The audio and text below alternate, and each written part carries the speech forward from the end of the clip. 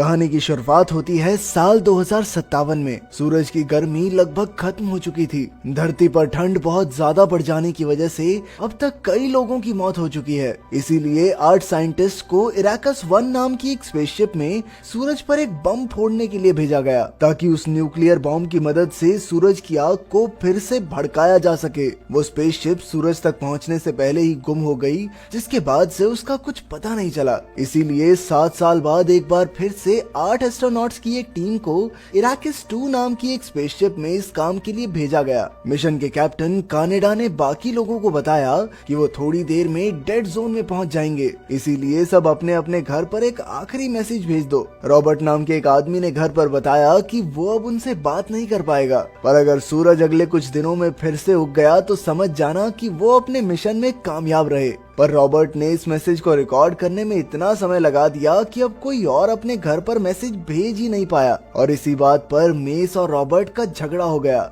उधर कैप्टन कानेडा उनसे पहले इस मिशन पर भेजे गए इराकस 1 के कैप्टन पिन बेकर के पुराने मैसेजेस को देख रहा था। तभी क्रोजैन ने उसे खबर दी कि उनका गार्डन बराबर ऑक्सीजन तैयार कर रहा था। पर कानेडा तो ये सोचने में बिजी था कि आखिर पिन बेकर अपनी स्पेसशिप पर हुए नुकसान को देखकर खुश क्यों हो रहा था। तभी अचानक हार्वी को 7 साल पहले खो चुके इराकस 1 स्पेसशिप के कुछ सिग्नल मिले। इसके बाद सब इस बहस में लग गए कि उन्हें अपनी दिशा बदलकर इराकस 1 के पास जाना चाहिए या नहीं। मेस इस बात के हक में नहीं था, क्योंकि उसके लिए मिशन का पूरा होना सबसे ज्यादा जरूरी था। पर वहीं दूसरी तरफ ये भी संभावना थी कि शायद इराकस 1 में कुछ और लोग भी जिंदा हों। साथ ही वहाँ पानी और ऑक्सीजन की एक्स्ट्रा सप्लाई भी मिल सकती है, और अगर उन्हें इराकस 1 का बॉम्ब भी मिल गया तो उनके मिशन पूरा करने के चांसेस और बढ़ जाएंगे। रॉबर्ट को बॉम्ब की ज्यादा जानकारी थी, इसीलिए सबने ये फैसला उस पर छोड़ दिया, और थोड़ी देर सोचने के बाद रॉबर्ट ने इराकस 1 के पास जाने का फैसला किया।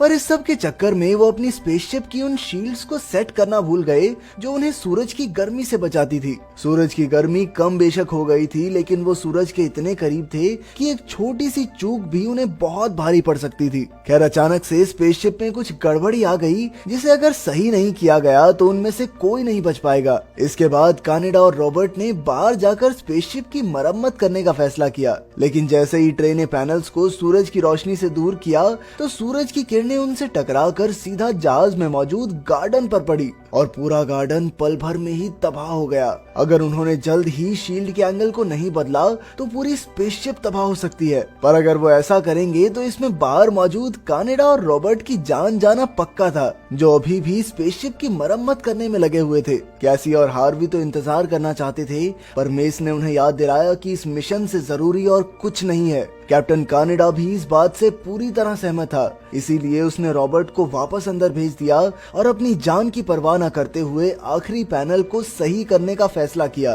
कानेडा के मर जाने के बाद अब हार्वी जहाज का कैप्टन बन गया। उसने सबको साफ साफ बताया कि गार्डन तबाह होने के बाद से अब उनके पास ज्यादा ऑक्सीजन नहीं बची थी, और अब उनकी आखिरी उम्मीद इराकस 1 जहाज ही है। सबके चले जाने के बाद मेस, क्रोजैन और कैसी अकेले में बात करने लगे, जहाँ क्रोजैन ने उन्हें बताया कि जितनी ऑक्सीजन अभी उनके पास बची थी वो उनके लिए सिर्फ तभी पूरी हो सकती है अगर 3 लोग स्पेसशिप में कम हो जाएं। इराकस 1 के पास पहुंचकर डॉक्टर, रॉबर्ट, हार्वी और मेस ने उसके अंदर जाकर देखने का फैसला किया। अंदर सभी अलग अलग होकर छानबीन करने लगे। डॉक्टर ने देखा कि शिप में अभी भी पानी था। हार्वी को पता चला कि जहाज का गार्डन अभी भी बिल्कुल सही सलामत है, और तो और सभी कंप्यूटर्स भी चल रहे थे, जिसके अंदर मेस को कैप्टन पिन बेकर का 6.5 साल पुराना एक वीडियो मिला, जिसमें उसका मुंह आधा जला हुआ था। पिन बेकर बोल रहा था कि वो इस मिशन को बंद कर रहे हैं, क्योंकि उन्हें भगवान के काम में दखल अंदाजी करने का कोई हक नहीं है। थोड़ा और ढूंढने पर मेस को पता चला कि किसी ने जहाज के मेन फ्रेम को तोड़ दिया था, जिसकी वजह से वो अब उस स्पेसशिप का इस्तेमाल नहीं कर सकते।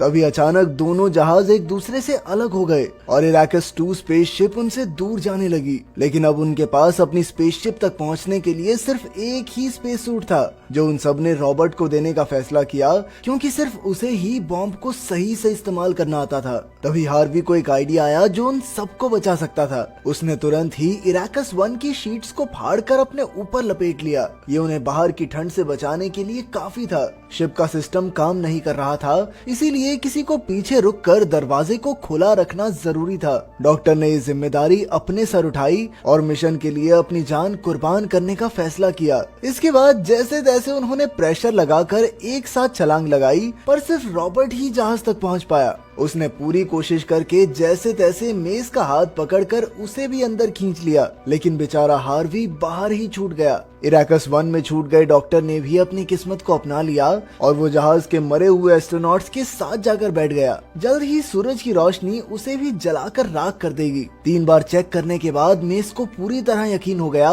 कि दोनों जहाज खुद ब खुद अलग नहीं हुए थे, बल्कि किसी ने जानबूझकर ये किया था। सभी लड़के इराकस 1 में गए थे और सभी औरतें इराकस 2 में थी। तो आखिर ये सब किया किसने? तब क्रोजैन ने उन्हें याद दिलाया कि अगर एक आदमी और कम हो जाए तो वो चारों बची हुई ऑक्सीजन के साथ ये मिशन पूरा कर सकते हैं। इसके बाद मेस ने ट्रे को मारने की जिम्मेदारी अपने कंधों पर ली, जिसे डॉक्टर ने दवाई की भारी डोज देकर सुला रखा था। वो ऐसा करना नहीं चाहते थे, पर अब पूरी इंसानी प्रजाति की किस्मत उनके इस एक मिशन पर टिकी हुई थी। इसके बाद मेस एक तीखा हथियार लेकर ट्रे के पास पहुंचा, पर वो तो पहले से ही लाश बनकर पड़ा था। वो सोच में पड़ गया कि आखिर ट्रे को मारा किसने। उधर जांच के दौरान जहाज के कंप्यूटर ने बताया कि वहाँ 4 नहीं बल्कि 5 लोग हैं और 5वां अनजान आदमी इस वक्त ऑब्जर्वेशन रूम में खड़ा है। ये सुनते ही रॉबर्ट ऑब्जर्वेशन रूम की तरफ भागा तो उसने देखा कि लाइट से भरे हुए कमरे में आधा जला हुआ कैप्टन पिनबेकर खड़ा था, जो न जाने क्यों बहकी बहकी बातें कर रहा था। उसी ने दोनों जहाजों को अलग अलग करके ट्रे की जान ली थी।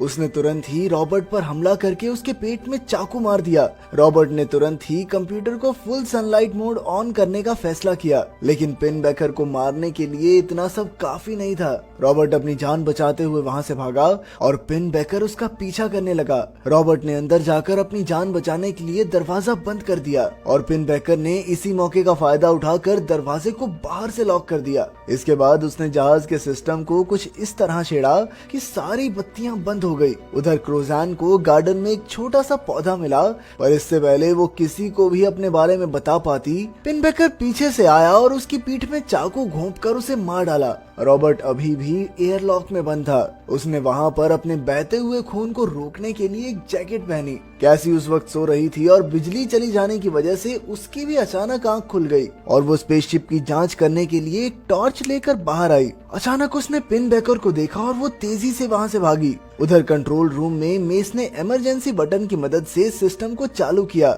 लेकिन जहाज का आर्टिफिशियल इंटेलिजेंस सिस्टम अब भी जवाब नहीं दे रहा था। उसने कैमरा में रॉबर्ट को देखा और उसे हेलमेट पर लगे माइक की मदद से बात करने को कहा। रॉबर्ट ने उसे पिनबेकर के बारे में सब कुछ बताया और ये सुनते ही मेस तुरंत कूलेंट टैंक की तरफ भागा। वो उन पैनल्स को ठीक करने के लिए बर्फीले पानी में घुस गया। पैनल्स के सही होते ही पूरे जहाज में बिजली आ गई। पिनबेकर कैसी के पीछे पड़ा हुआ था और लाइट आते ही उसने उस पर हमला कर दिया, पर कैसी की किस्मत अच्छी थी कि असल में पिनबेकर ने अंधेरे की वजह से अनजाने में ट्रे पर हमला कर दिया, जो पहले से ही मरा हुआ था। और मौका मिलते ही कैसी ने भागने से पहले पिनबेकर को चाकू मार दिया और जाकर उस कमरे में छिप गई जहां बॉम्ब रखा हुआ था। उधर मेस की टांग पानी में फंसने की वजह से वो ठंड से कांप रहा था। उसने रॉबर्ट से कांटेक्ट करके उसे बताया कि वो लोग ऑर्बिट में पहुंच गए हैं, पर कंप्यूटर ना चलने की वजह से अब बॉम्ब को स्पेसशिप से अलग करके किसी इंसान को वहां रहकर उसे प्रोग्राम करना होगा। मिस ने रॉबर्ट से कहा कि चाहे कुछ भी हो जाए, लेकिन ये मिशन अधूरा नहीं रहना चाहिए।